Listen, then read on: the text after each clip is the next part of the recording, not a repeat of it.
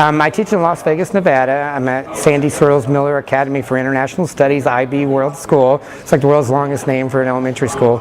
I teach third grade, and I've been there for the last 5 years. My first year out in Vegas was at Robert Lunt Elementary, teaching first grade. A lot of collaborative work in my classroom.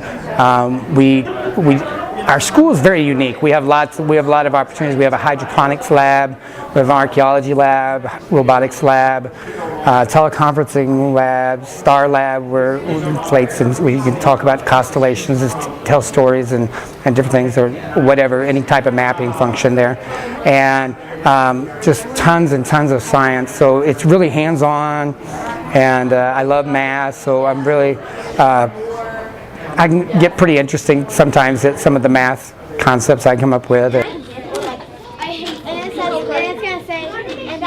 A great student of mine last year named David Clemenson, third grader. His dad works for Wal-Mart and everything, and he was like, we ought to nominate Mr. Hyatt for Teacher of the Year. And so they did, and I won the local level, and there was like 44 different winners in the state of Nevada. And then they say you can qualify for the state just by filling out some applications and stuff like essay questions and references and things.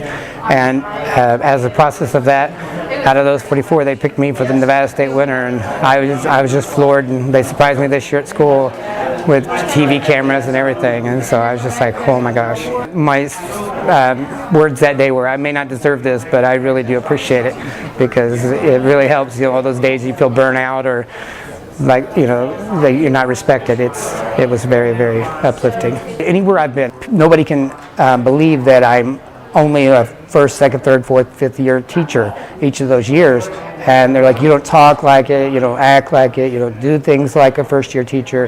And I'm like, well, I've just been well prepared by my university. It was just amazing. We did a little bit of Stand By Me, and they loved that because they could scream the Stand By Me part. And I remember the last day of school with them. I'm not superstar 100% of the time or anything like that. I have my days, and but I have a good time, and you just take it little by little. You be flexible. You have to be knowledgeable about your profession, and just willing to go above and beyond whatever it takes.